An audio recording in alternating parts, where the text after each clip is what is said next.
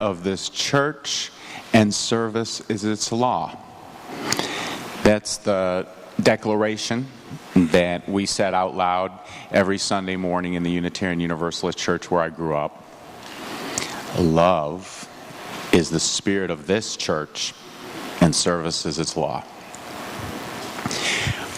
We human beings need love.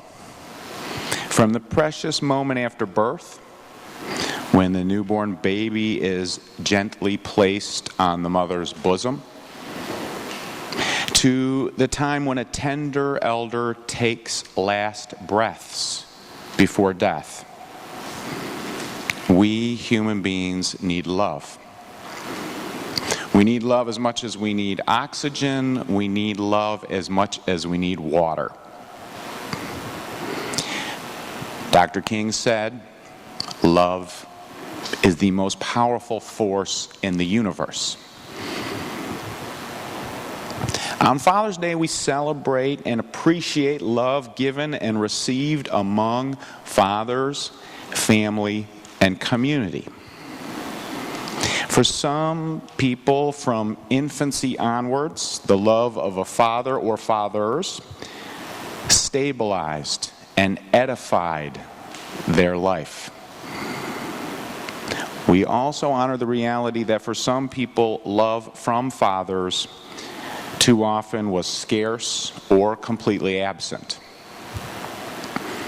Remembering what quantity or quality of love one had with a father can be foggy. Mark and I were together yesterday at a memorial service where 3 children stood and with integrity shared from the podium that amongst other things, they all felt that their father always remained a mystery to them at some level. And I think that if we're honest, many of us, that can resonate for us. Love can be confusing. A 1955 movie, Love is a Many-Splendored Thing, showed an American reporter going to China and falling in love with a Chinese doctor. The two struggled through many stresses of language differences and cultural divides.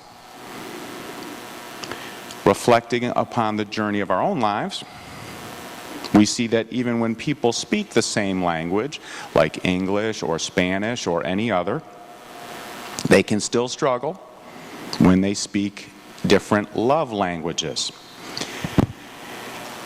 Gary Chapman is a relationship counselor and writer who helps people to love each other effectively. This is a book that was out some time ago, and I know it's been of help to some of you. I recommend this book. Chapman says that human beings speak 5 primary love languages, and I think he's on to something. These languages are different ways of showing and receiving love. And if we look at how fathers might speak these love languages, examples could go like this. One dad mows the grass and washes the car. Chapman calls this the love language of acts of service or doing for others. One dad gives presents, such as candy bars, or a shiny blue pair of ballet shoes, or a baseball glove just begging to get broken in. This is the love language of gifts. Sociologists and anthropologists find in almost all cultures around the globe, historically to present day, gift giving plays an important role. One dad gives warm hugs, holds hands, lovingly gives a little neck rub. This is the love language of physical touch, which must be appropriate and okay with the child. One dad tells his child how proud he is of them. This father compliments his kids for their hard work. With his child present, once in a while, the father tells other folks how proud he is that his kid helped the neighbor shovel the walk or studied hard for a test. This is the love language of words of affirmation. And one dad says, hey, we got a couple hours right now.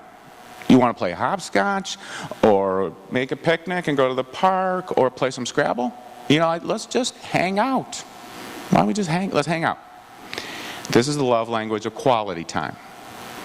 So those are the 5 love languages identified by Chapman: acts of service, gifts, physical touch, words of affirmation, and quality time.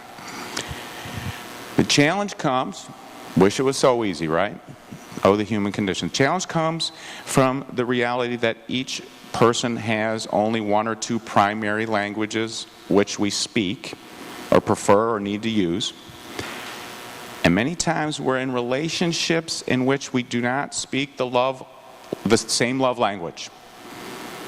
Okay, now I know I see faces. This is starting to register. That's where it really hits the road, right?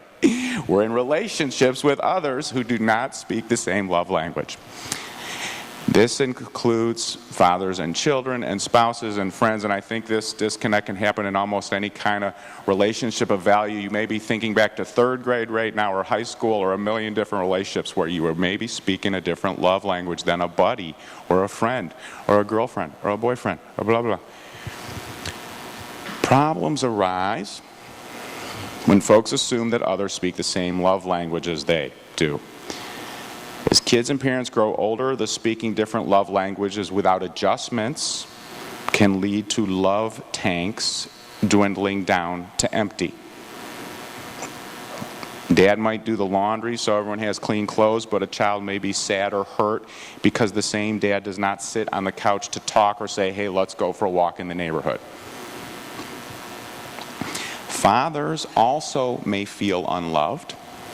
For example, a father may feel though he stretched his time and budget to get the gifts while downtown or away on a trip or whatever, nobody expressed enough gratitude for the efforts for his hard work, which helps the family to make ends meet. He may need to be spoken to with the love language of words of affirmation. The picture on your cover, I'd like, if you would, go to the picture on your cover, because Carolyn Scott found a great one. It shows a father holding a young child in the hospital. That touches the heart. The father shows a love language, probably involving physical touch, perhaps acts of service. Perhaps he's in that room helping the nurses and the doctors do their job for his child. At its depth, this is where it doesn't, a lot of times you could speak Farsi and I could speak English and we could know what we're saying. Sometimes this picture shows at its depth a love, no matter what language you're speaking, which many of us crave to give and receive throughout our entire lives.